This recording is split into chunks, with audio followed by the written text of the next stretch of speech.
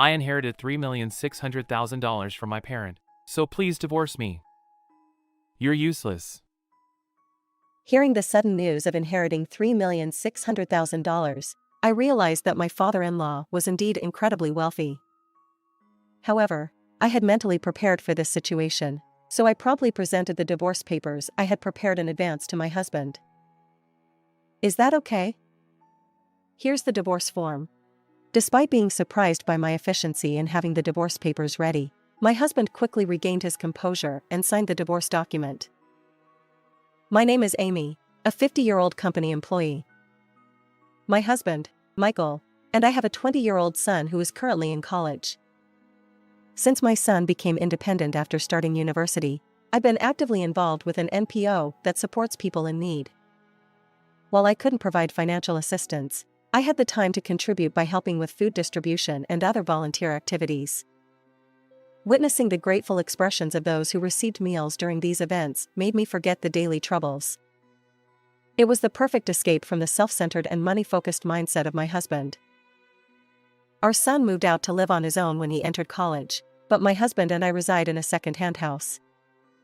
Originally, this house belonged to my grandparents, but after they both passed away, it remained vacant. We renovated it and made it our home. 3 years ago, when my father passed away, I officially inherited this house. I have a brother, and during the inheritance discussions, it was straightforward. My brother inherited the family land and property where he lives with my mother, while I received this house. Besides these two properties, there were no significant assets to consider. However, given my husband's wealthy family background, I always felt that any future disputes might be more complicated. My father-in-law runs a successful business and possesses considerable wealth. He's a shrewd entrepreneur who expanded the company significantly in a single generation, and my brother-in-law grew up witnessing his business acumen, which made him strict. On the other hand, my husband was pampered by his mother, resulting in a typical spoiled child upbringing. He lacks a deep understanding of life's hardships. Even after joining my father-in-law's company, my husband's ego inflated due to the constant flattery he received. Unfortunately, this led to some reckless decisions. When contracting with a company that is a rival of an important business partner, my husband, a mere employee, lacked the authority to finalize the deal. However, without consulting my father-in-law or brother-in-law, he proceeded with the contract, resulting in complaints from the major business partner. After several such incidents, my father-in-law's patience wore thin. He decided to transfer my husband to a subsidiary company. My stricter brother-in-law even suggested firing my husband. Then my husband got angry and promptly submitted his resignation letter to both my father-in-law and brother-in-law. The resignation letter was promptly accepted, but since we had just gotten married, my mother-in-law tearfully pleaded with my father-in-law to somehow find a new job for my husband. Reluctantly, my father-in-law introduced my husband to his current company, ensuring he didn't remain unemployed. Given my husband's lack of experience in job hunting, securing employment without connections would have been challenging. When he quit my father-in-law's company, he boldly told me, I can't showcase my talents there. Neither Dad nor my brother appreciates my abilities. Yet, in the end, it was my father-in-law's recommendation that secured his new job. Reflecting now, I wonder why I married such a pitiable husband and feel a tinge of regret. Since my husband left the company, his relationship with both my father-in-law and my brother-in-law deteriorated. He became reluctant to visit his parents' house during holidays like Christmas and Thanksgiving. Instead, my mother-in-law, who dotes on my husband, comes to our house more often. My mother-in-law exuded an unmistakable air of wealth and refinement. She never engaged in any mistreatment towards me, and I genuinely liked her. However, not long ago, she passed away. My husband was devastated, so much so that he couldn't even eat for a while. During the funeral, he remained in tears, leaning on me for support.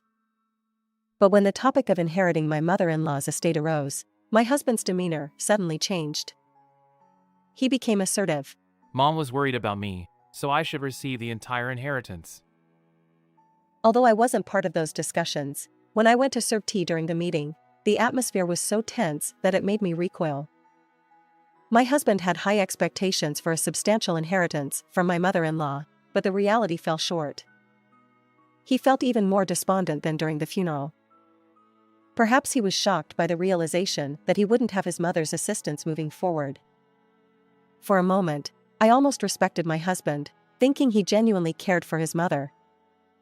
However, upon realizing that he merely coveted her wealth, disappointment and anger surged within me. I knew well that my self-centered husband wasn't a kind or admirable person. My husband dislikes my volunteer work, often belittling it by saying, Working for others without receiving any compensation. Aren't you just indulging yourself? Ever since I began assisting the homeless through an NPO, he has expressed disapproval and anger. Despite my volunteering causing him no inconvenience, my husband seems to find my actions displeased. Lately, I've quietly continued my volunteer work because I genuinely enjoy it. His self-centeredness has made me increasingly resentful. Since our son moved out, our conversations have dwindled, and I've lost sight of the purpose of living with my husband. Although he relies on me for household chores, I find life easier when I'm alone.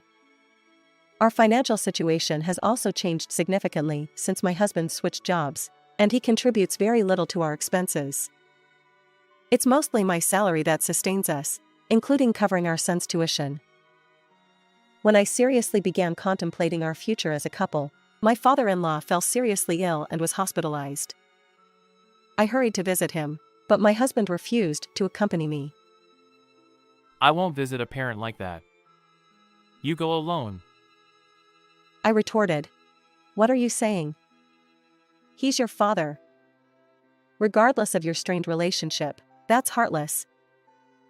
Leaving my unyielding husband behind, I headed to the hospital. My father-in-law's condition was worse than I expected. He couldn't even engage in conversation. Since my husband didn't show up, and it was only me, relatives bombarded me with questions. Why isn't Michael here at a time like this? Caught off guard, I reluctantly fabricated an excuse. He's feeling under the weather, and he doesn't want to risk infecting Dad. My brother-in-law, however, saw through my lie. As I prepared to leave, my brother-in-law pulled me aside. Prepare yourself, as Dad's condition is quite serious. Michael is reliable, so if the worst happens, please be ready to assist. His serious expression conveyed the gravity of my father-in-law's condition. Upon returning home, my husband immediately bombarded me with questions about my father-in-law's condition. How is Dad? Is he still okay? His insensitive curiosity infuriated me, and I snapped back. If you were so concerned, why didn't you come with me? Your father's condition wasn't good. My husband's response was even more callous. Maybe the old man will finally kick the bucket. It's karma for firing me. It's been nearly 20 years since he left his father's company, yet he still harbors resentment. As my brother-in-law warned, my husband wouldn't be of any help if something happened to my father-in-law.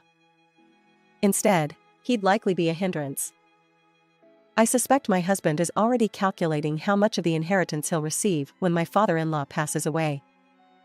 Seeing his heartlessness, I can't help but feel disappointed.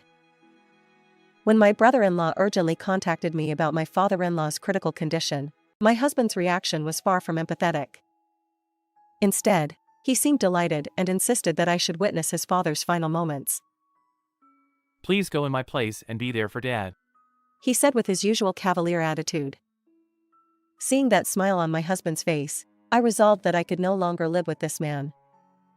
Subsequently, I informed our son about my father-in-law's situation over the phone and headed to the hospital alone. Our son arrived around the same time, surprised that his father wasn't there. Wait, Dad isn't coming? He asked. I could only respond with a troubled expression. Yeah, he'll come later. Don't worry. Perhaps my son sensed the truth from my face because he refrained from asking further about his father. My father-in-law passed away quietly, surrounded by relatives other than my husband. I considered contacting my husband, but the memory of his jubilant expression made me uncomfortable. I ignored his repeated calls afterward. Upon returning home, My husband was furious that I hadn't answered his calls. But when I finally broke the news of my father-in-law's passing, his anger instantly transformed into a smile. Even our son, who returned home with me, looked incredulous at my husband's behavior. My husband did attend my father-in-law's funeral, but he didn't bother greeting the guests. Instead, he sat there, grinning at his smartphone. It seems that he was browsing real estate information and searching for condominium properties. Curious, I half-jokingly asked him, "Are you planning to move into a high-rise condo?" His expression turned serious, and he snapped back, It's none of your business. Just go away. It was clear he was genuinely considering purchasing a high-rise condo. But frankly, it didn't concern me.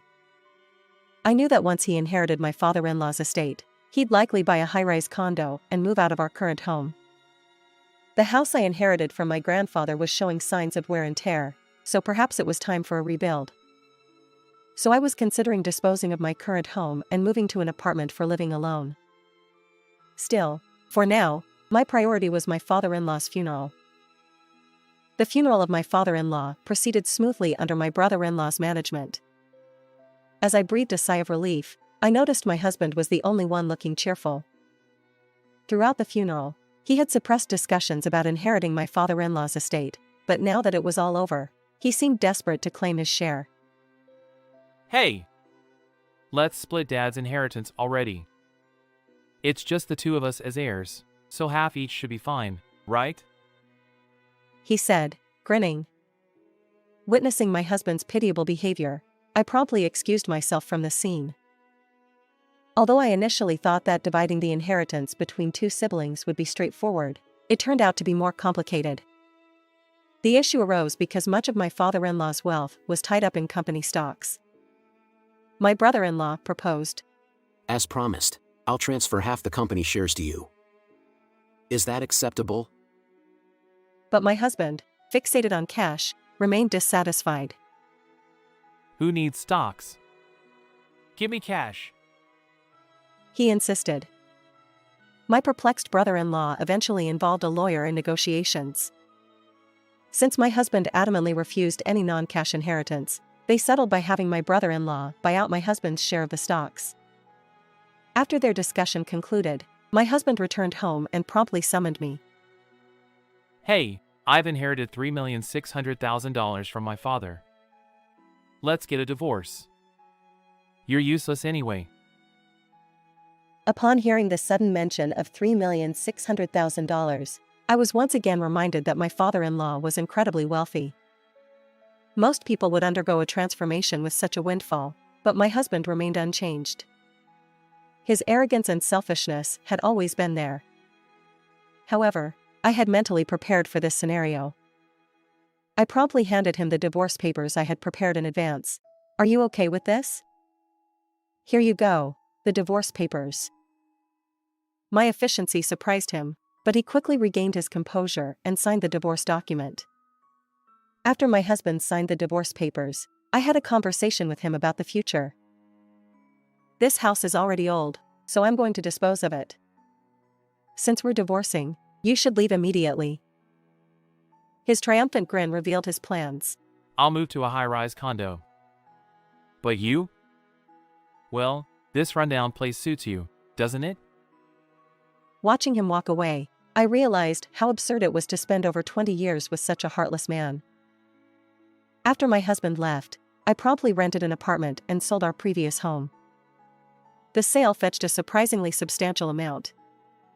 While my husband's $3,600,000 inheritance seemed impressive, it paled in comparison. Still, it provided ample funds for my retirement. Our son didn't oppose our divorce. My husband rarely spent time with him or engaged in father-son activities, so their relationship was strained. For our son, as long as his father supported him through college, he seemed content.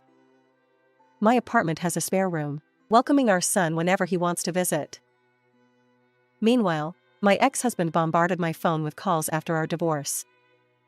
I ignored them, fearing he'd boast about his new high-rise condo.